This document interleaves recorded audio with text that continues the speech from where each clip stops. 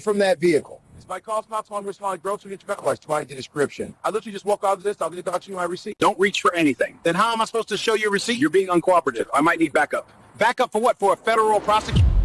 The camera is already recording when the patrol car stops. A grocery store parking lot. Early evening, plastic bags hang from a man's hands, stretching thin with weight. Nothing is hidden. Nothing is hurried. According to the footage, the officer steps out and issues a command without explaining why.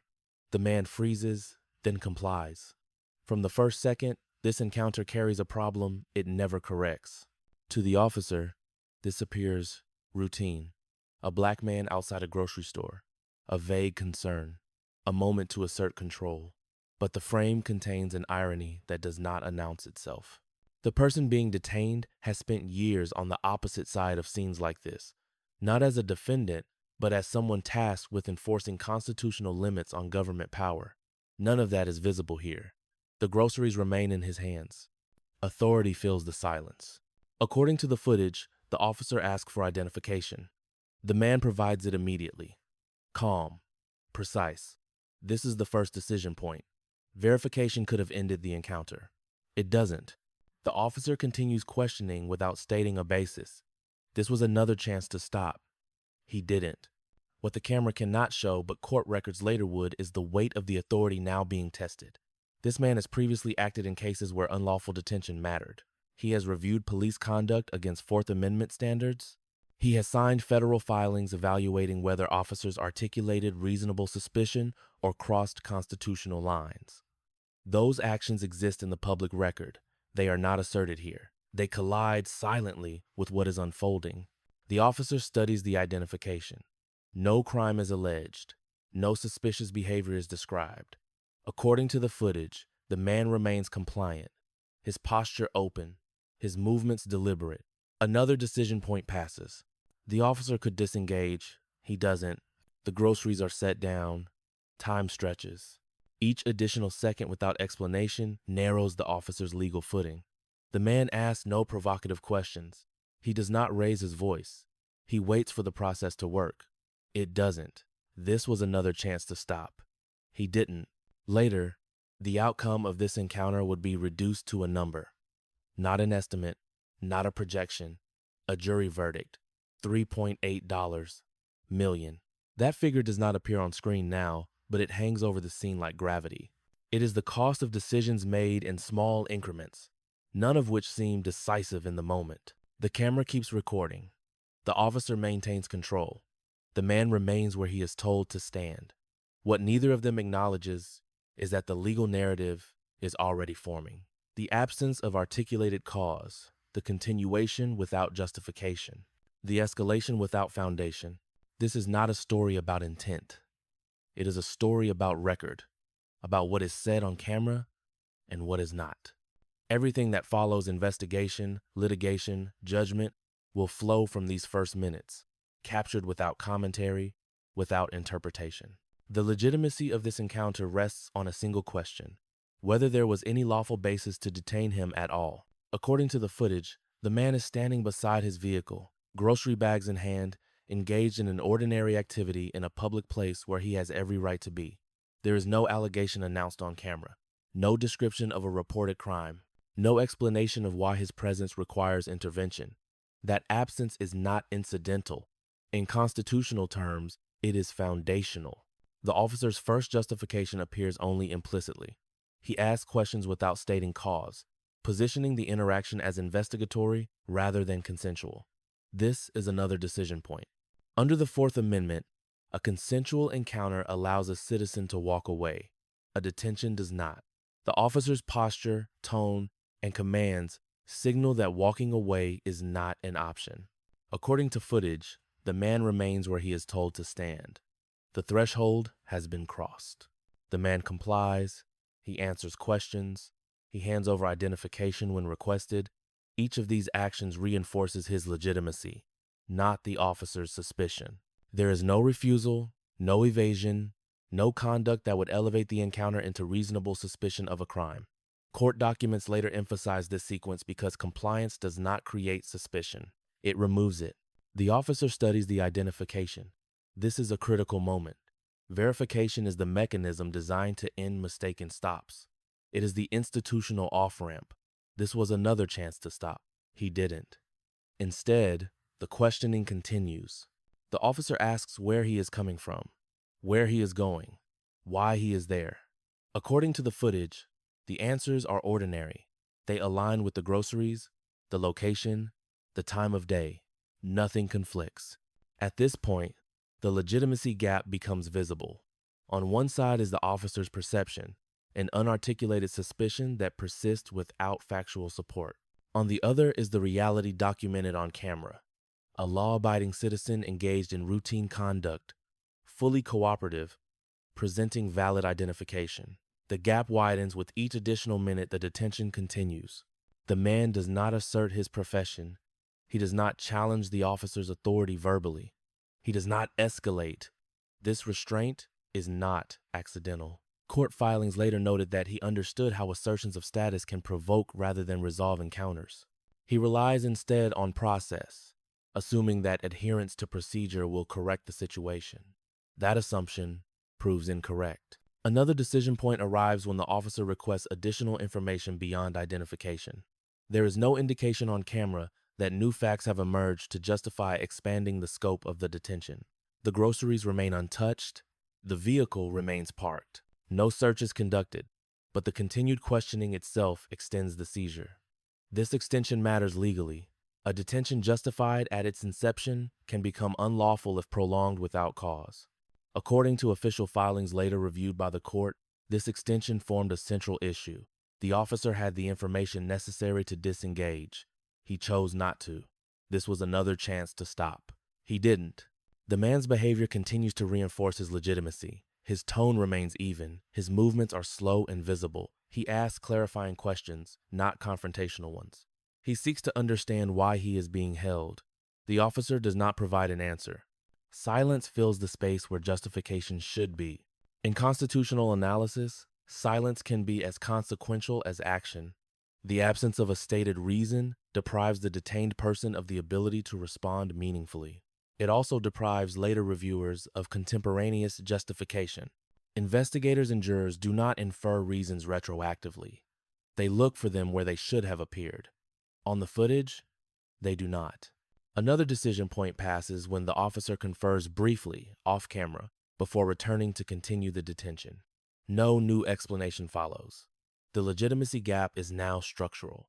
The longer the encounter continues without cause, the harder it becomes to justify its continuation. This is how routine stops turn into constitutional violations, not through a single dramatic act, but through accumulated inaction. Throughout this period, the man remains within the bounds of the law. He does not attempt to leave. He does not obstruct. He does not refuse lawful commands. These details later become decisive. Court documents state that the case did not turn on disputed facts, but on undisputed ones captured on video. The man's compliance is not contested. The officer's lack of articulated suspicion is not supplemented elsewhere in the record. The legitimacy gap now has consequences. What began as a momentary inquiry has become a prolonged detention, unsupported by reasonable suspicion. Each additional question, each additional second, compounds the legal exposure. This is not apparent on the ground, but it is unavoidable in review. At no point does the officer acknowledge the possibility of error. At no point does he disengage. The process does not self-correct. This was another chance to stop. He didn't. By the time the encounter moves beyond the parking lot exchange, the legal posture is already compromised. The man's legitimacy is intact and well documented. The officer's justification is not. That imbalance will shape everything that follows, from internal review to courtroom analysis. The outcome will not depend on motive or intent, but on this simple record. Who had the right to be there? Who complied with the law? And who continued despite having no lawful reason to do so? What happened next cannot be understood by focusing on the officer alone. The footage captures individual decisions, but those decisions sit inside a larger institutional context, one that explains why the encounter does not correct itself once it begins to drift. According to later reviews, this was not a breakdown of training in the moment, but the predictable outcome of a system conditioned to maintain control once it asserts it. Police departments train officers to establish command early in encounters. The rationale is safety and clarity. But that same doctrine carries a secondary effect. Once authority is asserted, disengagement can be perceived internally as loss of control. The footage reflects this tension. The officer does not escalate physically, but he also does not retreat procedurally. Control is maintained by continuation. This is another decision point, though it does not announce itself as one.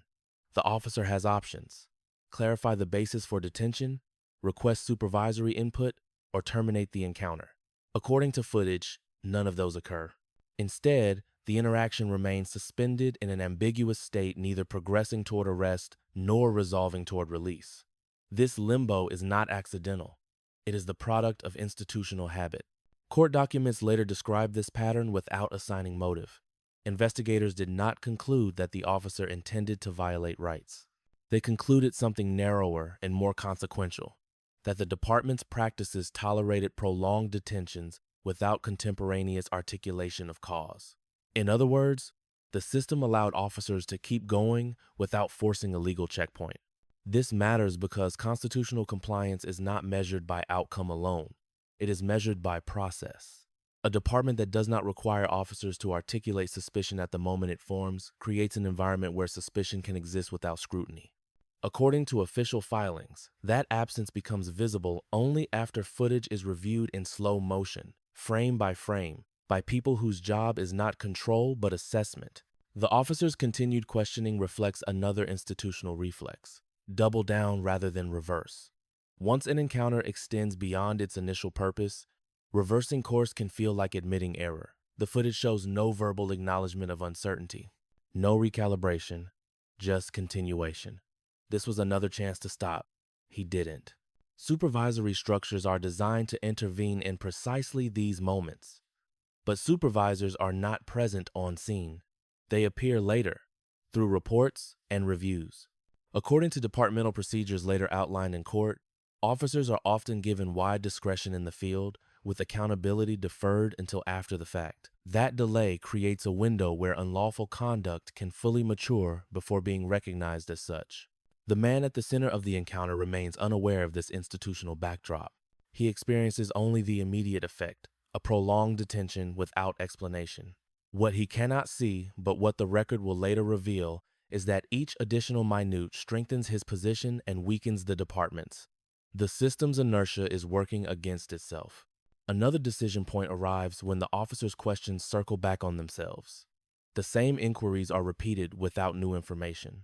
This repetition is not investigatory. It is procedural stalling. According to later analysis, repetition without purpose was one of the indicators reviewers cited in concluding that the detention had lost any lawful justification. Still, the officer does not disengage. The culture of control persists. The department's tolerance for ambiguity fills the gap where constitutional clarity should be. This is how individual judgment and institutional practice intersect, not dramatically, but quietly. By the time the encounter begins to shift toward formal action, the legal damage is already embedded. The footage has captured not just what the officer did, but what the system permitted him not to do. That distinction will become central later when responsibility is assessed beyond the individual level. The camera keeps recording. The department's policies are invisible but present. The man remains compliant. The opportunity to correct course has passed multiple times without recognition. This was another chance to stop. He didn't. By the time the encounter moves beyond questioning, the escalation is no longer subtle. According to the footage, the officer issues firmer commands, narrowing the man's physical space and options. This is the moment where discretion gives way to compulsion. The detention is no longer implied. It is explicit. This is another decision point. The officer could articulate a specific, lawful basis for continuing.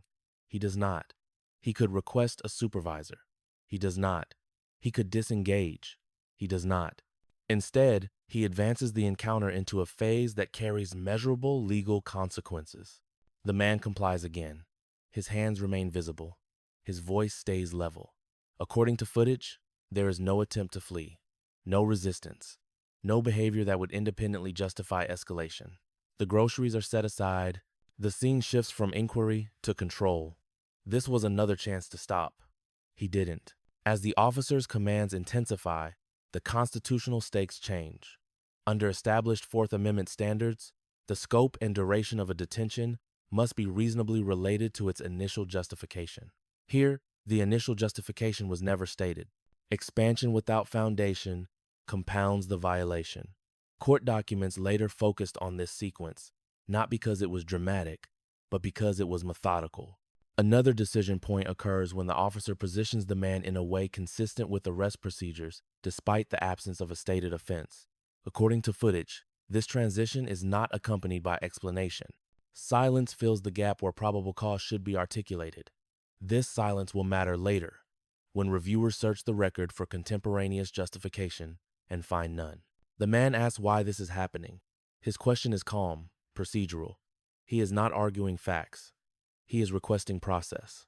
The officer does not answer. This was another chance to stop. He didn't. At this stage, escalation is no longer about suspicion. It is about momentum.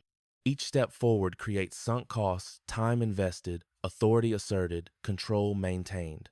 Reversal would require acknowledgement that earlier steps were unwarranted. According to later filings, this psychological and institutional pressure is common, but it does not excuse constitutional deviation. The officer proceeds. Commands are repeated. The man follows them. The interaction now bears the outward appearance of lawful enforcement, even as its foundation remains absent. This appearance is deceptive. It will not survive review. Another decision point arises when additional officers enter the frame. Reinforcement can stabilize encounters or accelerate them. Here, according to footage, it accelerates. The presence of backup reinforces the initial officer's course rather than questioning it. No one pauses to reassess the basis for detention. The opportunity for peer correction passes unnoticed. From a legal perspective, this is critical.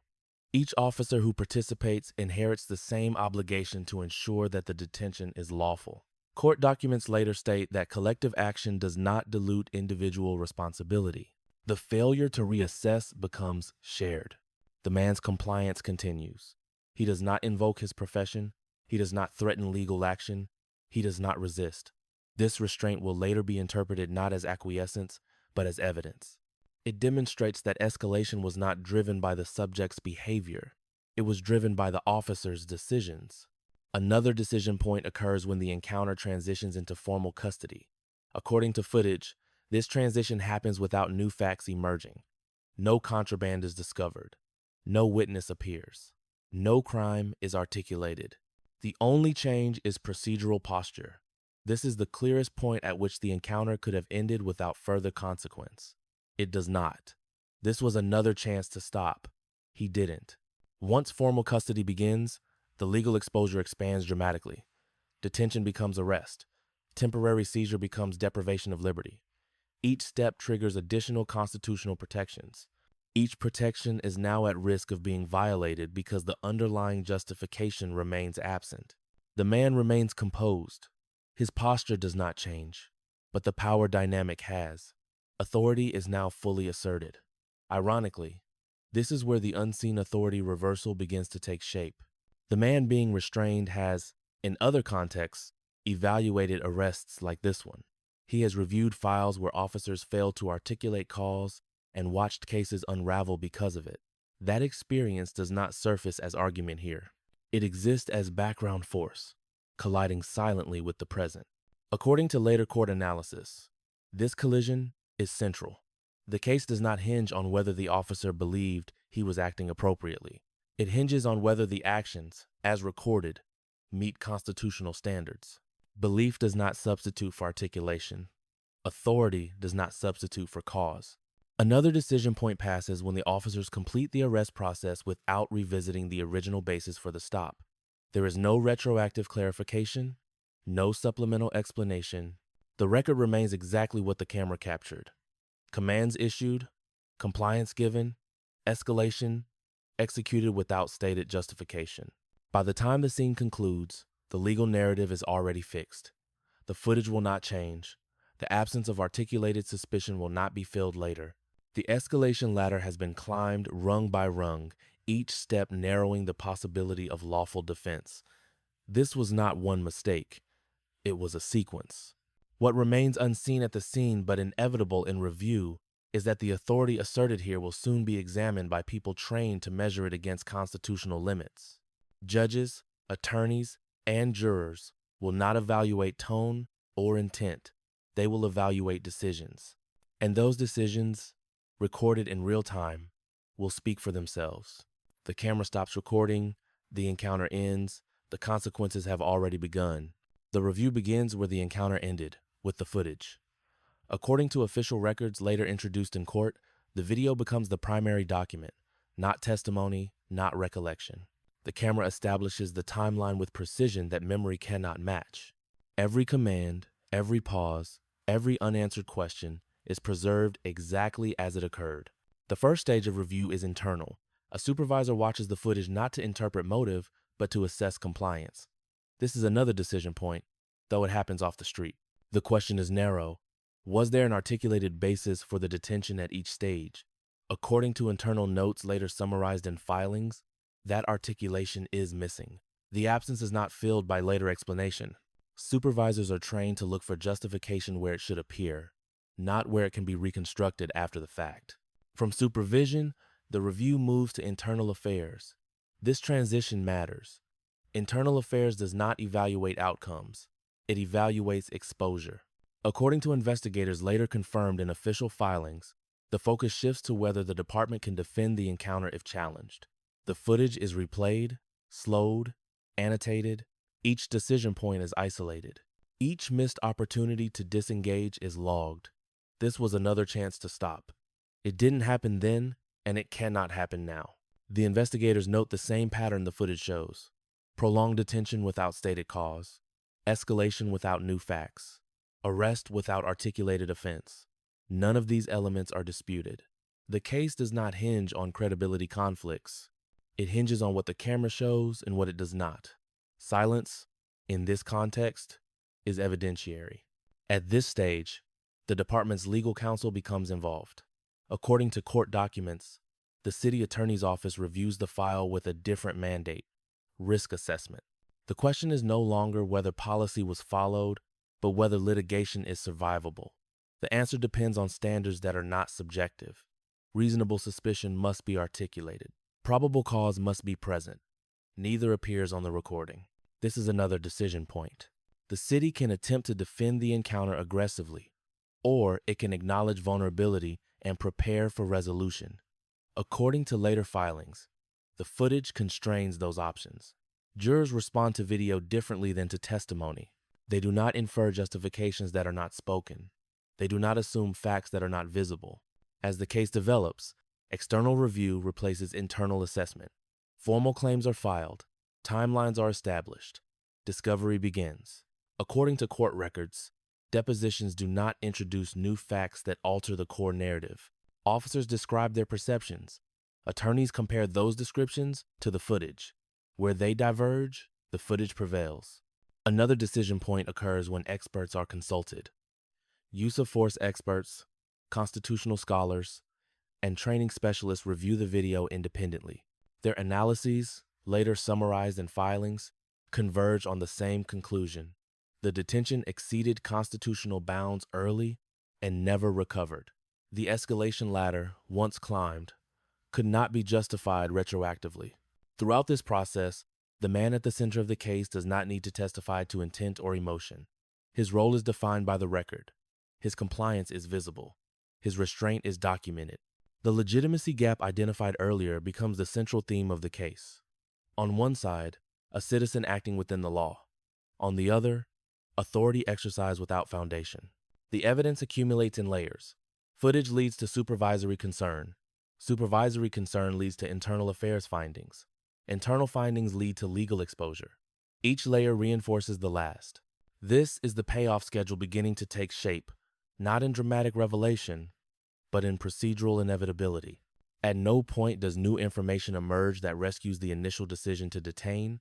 There is no late discovered crime, no overlooked warrant disclosed on camera. According to official records, none exist. The case proceeds on the strength of what is already known. By the time the investigation phase concludes, the outcome is no longer uncertain. The only remaining questions are timing and magnitude.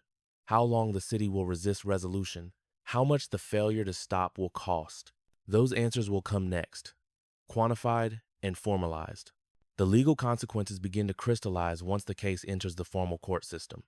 According to court documents later made public, the lawsuit is framed narrowly and deliberately. It does not allege broad misconduct. It alleges specific constitutional violations supported by a single, continuous record, the footage. The claims focus on unlawful detention and arrest under the Fourth Amendment. The theory is straightforward. The plaintiff argues that the officer lacked reasonable suspicion to initiate and prolong the detention and lacked probable cause to effect an arrest. The city's exposure does not depend on disputed facts. It depends on whether the video, as viewed by an ordinary juror, supports the officer's decisions. This framing limits ambiguity. It also limits defensive options. During pretrial proceedings, the city evaluates its position. According to filings later summarized by the court, motions are considered and withdrawn.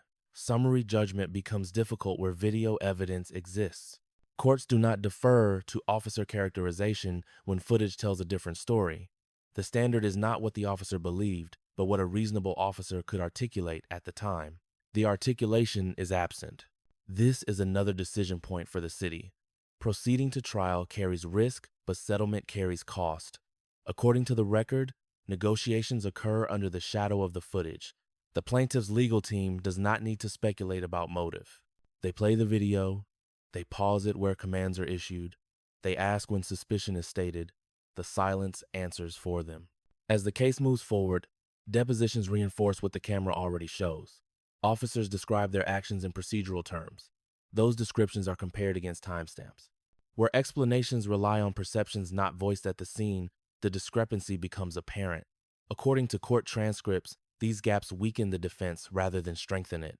The trial phase sharpens the exposure further. Jurors are instructed on constitutional standards before they see the footage. They are told what reasonable suspicion requires. They are told that detention must be justified at each stage. Then, they watch. According to post-verdict statements later entered into the record, jurors did not struggle with the facts. They struggled only with the length of the violation. This leads to the number. The verdict includes compensatory damages reflecting loss of liberty, reputational harm, and emotional distress, as recognized under federal civil rights law. It also includes an amount designed to account for the seriousness of the violation. The total reaches $3.8 million. The court does not characterize it as punitive rhetoric. It characterizes it as proportionate to the conduct proven. The verdict is not accompanied by dramatic language. Courts rarely are. Instead, the judgment is precise. It cites the footage. It cites the timeline. It cites the absence of articulated cause. The ruling does not speculate about intent. It does not label the officer's character. It measures actions against standards and finds them wanting. Following the verdict, the city faces additional decisions. Appeals are considered. According to official records, the video constrains appellate arguments. Appellate courts review legal error, not factual reweighing. Where the facts are fixed by video, the margin for reversal narrows. The city evaluates the cost of prolonging the case against the certainty of the judgment. The financial consequence extends beyond the verdict itself. Legal fees accrue, insurance considerations arise, budget adjustments are required. According to municipal disclosures later reviewed, the case becomes a line item, a quantified outcome of an encounter that began without stated cause. For the officer involved, administrative consequences are addressed separately. The verdict does not automatically determine employment outcomes unless specified in policy or settlement terms. According to official statements, those details are handled through internal processes not fully disclosed in public records. What is disclosed is the legal finding. The detention was unconstitutional. The significance of the $3.8 million figure lies not in its size alone, but in its derivation. It is the product of sequential review. Footage, investigation, litigation, judgment. Each stage affirms the last. No new narrative emerges to replace the original record. The camera remains the final authority. In legal analysis, this outcome is described as foreseeable. Once the footage exists and the standards are clear, the result follows. The verdict does not create new law. It enforces existing law against documented conduct. The system does not react emotionally. It reacts procedurally. By the time the judgment is entered, The question of what happened in the parking lot is no longer open. It has been answered repeatedly by supervisors, investigators, attorneys, and jurors, all working from the same record. The authority asserted on the ground has been measured against constitutional limits and found to exceed them. The consequence is fixed, measurable, and final. The aftermath unfolds quietly, not at the scene, but inside policy manuals, training rooms, and budget meetings. According to official statements later released by the city, the case prompts internal review beyond the individuals involved. The footage does not disappear after the verdict. It becomes instructional material. Departments do not announce systemic change with moral language. They document adjustments. Training curricula are revised to emphasize articulation at the moment of detention. Officers are reminded that authority without stated cause is not neutral. It is exposure. Supervisors are instructed to intervene earlier when encounters drift without justification. These measures are not described as reforms. They are described as risk mitigation. The case also alters how footage is treated internally. According to departmental guidance referenced after the judgment, video is no longer viewed primarily as a defensive asset. It is treated as an independent witness. Officers are trained to assume that silence will be evaluated, not excused. What is not said on camera will not be supplied later. This recalibration is procedural, not rhetorical. Oversight mechanisms adjust as well. Civilian review boards and legal departments incorporate the case into assessment frameworks. The lesson is narrow and repeatable. When a detention begins without articulated cause, it rarely recovers. Prolongation compounds error. Escalation magnifies liability. These conclusions are drawn without reference to intent or character. They are derived from outcome. For the city, the financial consequence remains on record. The $3.8 million verdict becomes part of annual disclosures. It is categorized alongside other settlements and judgments, each tied to a specific incident, each traceable to a sequence of decisions. Budget officers do not debate morality. They track frequency. They ask where intervention could have reduced cost. The answer, repeatedly, is earlier. The officer's career outcome is addressed through administrative channels. According to public records, departments rarely disclose personnel discipline in detail. What matters for the system is not the individual resolution, but the precedent set by the case. Future encounters are evaluated against it. Training references it indirectly. Legal counsel cites it internally when advising on exposure. For the man at the center of the case, the aftermath is similarly understated. The verdict does not restore lost time. It does not erase the encounter.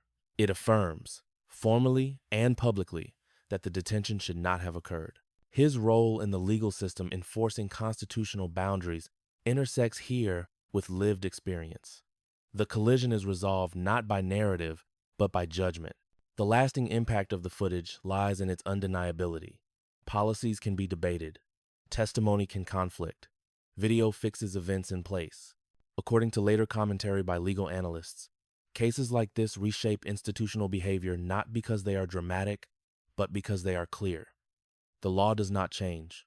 Compliance does.